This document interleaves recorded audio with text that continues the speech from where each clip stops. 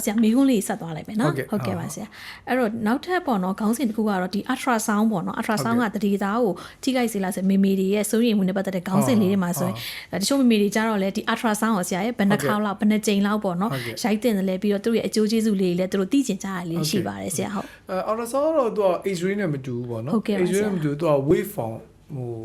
wave form နဲ့ပဲသွားတာပေါ့သူကဒီ radio frequency ဟို X-ray လိုမျိုးသူဟုတ်ကဲ့ဟိုကိုဝင်ထိခိုက်မှုဟိုမရှိတဲ့လောက်ပါပဲဟုတ်ကဲ့ပါကျွန်တော်တို့အရင်တော့ဆိုရင်မင်းသားကြီး Tom Cruise ဆိုရင်သူကလေးလေးရှိတော့ဆိုရင်သူအိမ်မှာနေ ultra sound ဆက်ကြီးဝယ်ထားပြီးဟုတ်ကဲ့ဆရာသူကရိုက်နေပါတော့ဒါပေမဲ့အဲ့ဒါတော့ recommend မလုပ်ဘူးပေါ့တခုပဲသူက wave form ဖြစ်တယ်ဆိုတော့ကလေးကနားဥတယ်ပေါ့နော်ဟုတ်ကဲ့အဲ့လိုမျိုးလေးတော့ရှိတယ်ဒါပေမဲ့သူဟိုခဏရိုက်စရာမလိုပေမဲ့လည်းသူ့ရဲ့effect တော့သူခလေးစီမှာအများကြီးမရှိဘူး very safe procedure တခုပါဒါပေမဲ့မလိုအပ်ဘဲနဲ့မရိုက်ဘူးအဲ့တော့ဘယ်အချိန်မှာရိုက်မယ်နံပါတ်1အချိန်နဲ့တော့ခလေးလေးကတိမ်ထဲမှာရှိရလားအပြင်မှာရှိရလားဆိုတော့ကျွန်တော်6ပတ်နဲ့9ပတ်ကြာလောက်မှာကျွန်တော်တို့ကဒီ transvaginal scan လို့ခေါ်တယ်မိမကိုအတွင်းထဲရိုက်တဲ့ဟာဟုတ်ကဲ့ပါဆရာအဲ့ဥစားရိုက်လို့ရတယ်ဟုတ်ကဲ့ပါဆရာအဲ့တစ်ချက်ရိုက်တင်တယ်ပေါ့နောက်တစ်ခုကတော့ကိုဝင်17ပတ်နဲ့14ပတ်ကြာမှာ neutral transfusion ဆိုရယ်ကလေးရဲ့ကိုပိုးလေးကိုတိုင်းတာဟုတ်ကဲ့ဆရာအဲ့ဒါတွေကကလေးလေးကိုပိုးလေးရဲ့အတိုင်းတာလေးကိုကြည့်ပြီးကျွန်တော်တို့မွေးရပါယောဂါကြီးပါနိုင်ကြီးရှိမရှိကိုကျွန်တော်တို့အနေနဲ့သိနိုင်တယ်အဲ့တစ်ချက်အဲ့နောက်ပြီးတော့ရင်ကျွန်တော်ကအပတ်20မှာပေါ့ anomaly scan လို့ခေါ်တယ်နောက် anomaly scan ဆိုတော့ကလေးလေးရဲ့ခေါင်းကနေခြေထောက်ဒီမွေးရပါယောဂါကြီးနှလုံးမှာဘယ်နှကန့်ပါလဲကြောကုန်းမှာဘယ်နှခုရှိကြောကုန်းလေးကပုံမှန်ပဲလားအလုံးကြီးတွေပါစသည်ဖြစ်ပေါ့နော်လက်ချောင်းလေးရည်တာအစားအဲ့ဒါလေးကစားအဲ့ဒါတော့အပတ်20မှာတစ်ခေါက်ရိုက်တယ်ပေါ့ဟုတ်ကဲ့ပါအဓိကတော့အဲ့ဟို3ခုအဓိကပဲနောက်တော့မွေးကန်ဒီမှာတစ်ခေါက်ပေါ့သူ့ရဲ့ဟိုကလေးရဲ့ပေါင်ချိန်လေးသိရမယ်နောက် presentation ပေါ့ခေါင်းလာဟိုတင်ပစုံနဲ့ထိုင်နေတာစသည်ဖြစ်ပေါ့အဲ့လိုမျိုးတွေအဓိကတော့အဲ့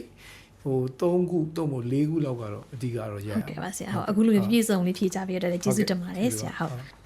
ဆရာနောက်ထပ်ဟိုပေါ့နော်မေးခွန်းလေးရကြတော့လေဆရာအခုနည်းနည်းပေါ့နော် trend ဖြစ်လာ nifty တက်ပေါ့နော်အဲ့ဟာလေးလည်းနောက်ပိုင်းစစ်လာတယ်ကြတော့အဲ့တော့မမေရလည်းအခုနောက်ပိုင်းကလေးအတွက်ဆိုလို့ရှိရင်သူတို့ကအရန်စိတ်ပူတော့အဲ့ဒါလေးလည်းစစ်လာတယ်သူ့ရဲ့ပေါ့နော်အဓိကကောင်းကျိုးလေးတွေပြီးရင်သူကနေတစ်စင်ဘာလေးတွေသိရလဲပေါ့နော်အဲ့ဒါလေးလည်းဆရာဒီစိတ်လေးဖြေချပေးပါဦးရှင် nifty test ကတော့တော်တော်လေးဟိုအကျိုးရှိပါတယ်အကျိုးရှိတယ်အဓိကတော့ကိုယ်ကလေးမှာ down syndrome လို့ pet down syndrome လို့ edward syndrome လို့မွေးရပါယောဂါကြီးပါမပါဘူးဟုတ်ကဲ့ပါအဲ့ဒါကိုသူကသိနိုင်တယ်ပေါ့ဒါပေမဲ့လူတိုင်းစစ်တင်လားဆိုတော့ဟိုကျွန်တော်တို့က cost effective အရာရောနောက်ပြီးသူ့ရဲ့ risk အရာရောဆိုရင်ကျွန်တော်38နှစ်ကြော်လာတဲ့အမေတွေမှာတော့ဒီ test ကတော့စစ်တင်တဲ့အခြေအနေမှာရှိတယ်ဒါပေမဲ့အရင်ငယ်တဲ့အမေတွေမှာတော့ကျွန်တော်အနေနဲ့အဲ့ဥစ္စာကိုအရင်ဟိုအရင်အားမပေးဘူးပေါ့ဒီဥစ္စာ stress တစ်ခုလည်းများတယ်နော် cost တစ်ခုရှိတယ် cost ကလည်းများတယ်ပေါ့ဒီဥစ္စာကျွန်တော်ဟိုအဲ့တော့ကျွန်တော်တို့အနေနဲ့အကြံဉာဏ်ပေးချင်တာတော့38နှစ်ကျော်လာပြီဆိုရင်ကျွန်တော်တို့ကဒီမွေးရပါယောဂါကြီးပါလာတဲ့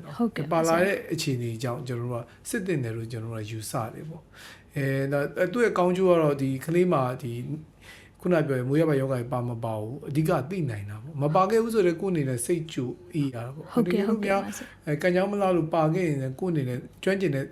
တဘာမြေပါကိုနဲ့တိုင်ပင်လို့ရဟုတ်ကဲ့ပါအဓိကတော့သူ့ရဲ့အသက်အရွယ်လေးပေါ်မူတည်ပြီးတော့အသက်အရွယ်လေးပေါ်မူတည်ပြီးတော့ပဲစစ်ပေးရမှာဟုတ်ကဲ့ပါဆရာ